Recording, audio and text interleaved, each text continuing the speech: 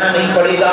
खंड खंड में जाने के लिए, खंड खंड को पाने के लिए जाना पड़ता है। अखंड को पाने के लिए तो अखंड में जहाँ है वहीं को अपने आप के विचारों को खंड खंड को जोड़कर अखंड में समावेश कर देने से अखंड की प्राप्ति हो जाती है। अखंड कौन? राम जी महाराज। अच्छा, तो हम जो तुम्हें समझा रहे थे आत्मज्ञान होगा कैसे?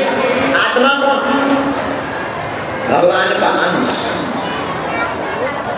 अंश मतलब हम लोग भगवान के अंश हैं। भगवान को परमात्मा, आत्मा को जान लेने से ही परमात्मा की प्राप्ति होती है। और आत्मा को जो जान लेता वो महात्मा को पहचान लेता, और जो महात्मा को पहचान लेता वो परमात्मा को पा लेता। तो आत्मा को जानना आत्मज्ञान है, महात्मा को जानना परम ज्ञान है, और परमात्मा को जानना ही दिव्य ज्ञान है। इसलिए तो परमात्मा को जानने का पहला स्टेप क्या है? आत्मज्ञान। आत्मज्ञान कैसे होता? ध्यान से। और ध्यान की फिर चौपाई, संकट ते हनुमान छुड़ावे, संकट ते हनुमान छुड़ावे, मन ब्रह्म वचन। बोलो बोलो बोलो क्या? मन ब्रह्म वचन। अच्छा, ऐसा तो समझ लिया, पर एक बात महाराज जी समझ में नहीं आई। हम आत्मा हैं, प्रभु परमात्मा। आप कहते हैं भगवान सब जगह हैं पर दिखते क्यों नहीं? अब बड़ा प्रश्न है कि भगवान हैं तो दिखते क्यों? पहले भगवान सबको देखते, लेकिन जब से तुलसीदास जी ने हनुमान जी के चरण पकड़ लिए देखना बंद हो गया। चित्रकूट के घाट में तुलसी बैठा रोता रोता, चित्रकूट के घाट में बैठे तुलसी जावे रोता। तुलसी जी चित्रकूट के घाट पे बैठे रो रहे। क्या हुआ? क्यों रो रहे? अखियां हरि दर्शन। हमें राम जी नहीं मिल रहे, तो क्या राम जी तुम्हारे कठोर है जो मिल नहीं रहे? क्या बात है? राम जी गुम गए और कई लोग हमारे पास आते, गुरु जी हमें भगवान नहीं मिल रहे। अरे भगवान लापता हो गए जो मिल नहीं रहे। भगवान क्या लापता हो गए जो मिल नहीं रहे? तो फिर दिखाई क्यों नहीं पड़ रहे? अरे माया का दर्पण हटाओ, माधव के दर्शन करो।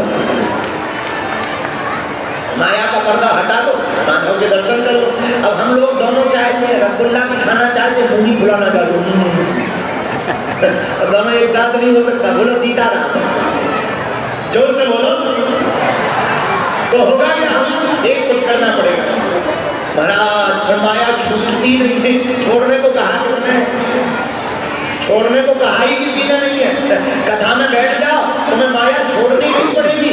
कथा के शब्दों का प्रभाव बार बार जब तुम्हारे चित्त पर लगेगा तो तुम्हारे चित्त में भी चित्त चोर माधव चोर हमेशा के लिए विराजमान हो जाएगा। लोग कहते महाराज आप कहते कथा सुनो क्या जरूरी है? अरे भैया यही तो जरूरी है। ना जाने कौन सा शब्द आपके शब्द संहारे बोलिए, शब्द के हाथ न पाओ, और एक शब्द औषधि करे, एक शब्द करे घाव। शब्द का बड़ा खेल है।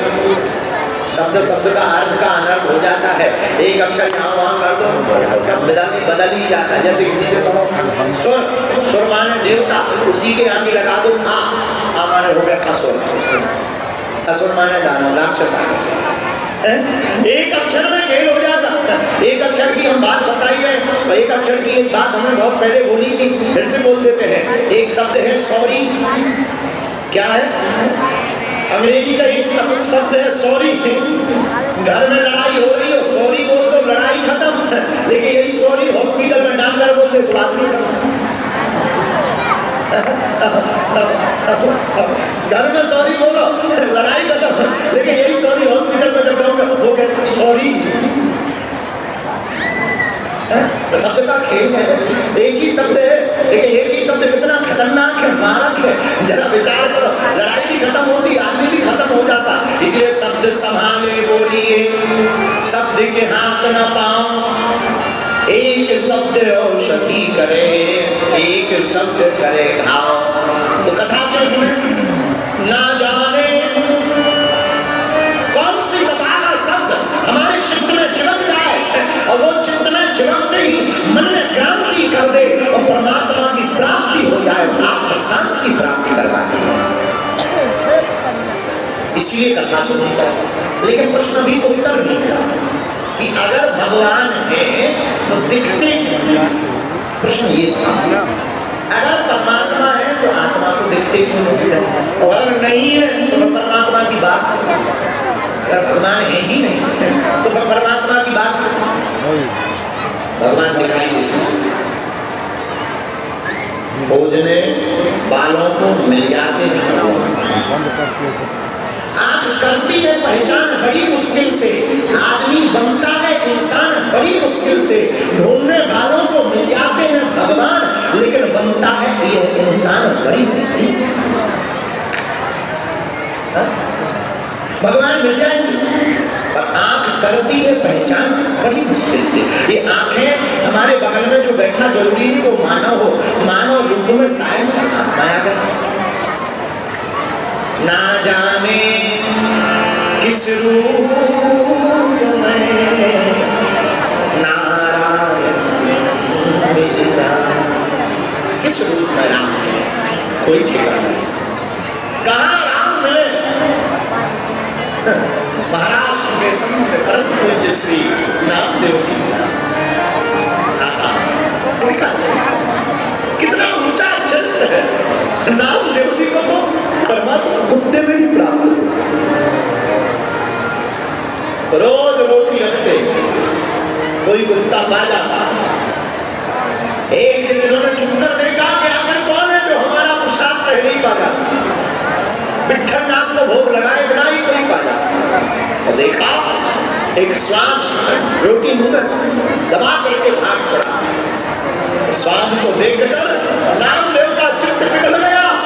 अरे ये रोज आने वाला स्वान नहीं हो सकता, ये तो मेरा विट्ठल नाथ ही आया। और हाथ में घी का डिब्बा दिया और पीछे पीछे दौड़ पड़े। अरे महाराज, अरे रुको रुको रुको, सूखी रोटी खाओ के गले में लग जाएगी, घी तो लगा लो।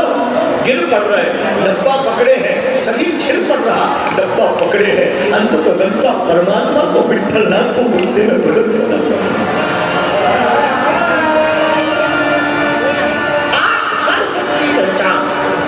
बड़ी मुश्किल से परभणी के ही बगल में इस क्षेत्र के अंतर्गत आने वाला गांव गंगा खेड़ी, भक्ति बता माता जनाबाई। इनकी हिंदी का क्या, इनके तो उपले उपले मतलब कंडे, कंडे भी विट्ठल विट्ठल बोलते थे।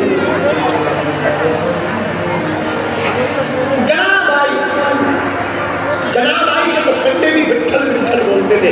कोई महात्मा परिचय करने आया तो जनाबाई का बड़ा नाम और जनाबाई को अपने आप को नामदेव की जनी करे।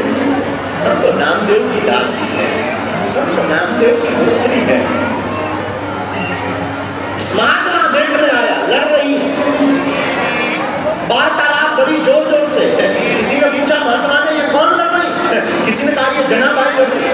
किस बात के कारण इतनी जोर जोर से वार्तालाप हो रहा? तो किसी ने कहा दरअसल इनके कंडे पड़ोसन में ले जाओ। महात्मा का बड़ा इंटरेस्ट बढ़ गया। महात्मा नजदीक गए, क्या बात है? जनाबाई कहती है महाराज उन्होंने हमारे कंडे रखे हैं। तो महात्मा ने कहा भाई कंडों में क्या लड़ाई, उसके तुम रख लो।